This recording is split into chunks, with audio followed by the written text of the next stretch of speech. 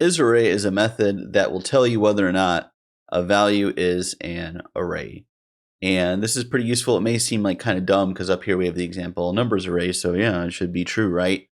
But when you're dealing with data, dealing with a team, like I said, a lot of these things are very helpful for debugging. It's very useful to sometimes just ask a question, is the structure I'm working with truly an array? And this allows you to do just that. So let's do the easy softball example of asking if numbers array is an array.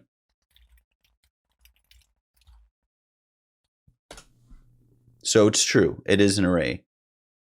But in other examples we've seen, what about something like this? Because we have been able to make arrays out of strings before, so will this pass the test? And the answer is no, it will not. It may be an iterable object, but that doesn't necessarily mean that it is an array. It's kind of hard to say it is an array. And if I wanted to put an object in here,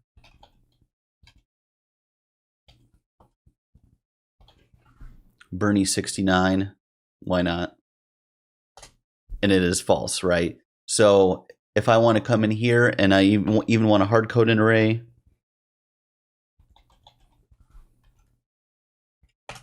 we see that it ends up being true. This is how you use isArray. If you like this stuff, I can't speak today. Like, share, subscribe. I'll see y'all in the next video.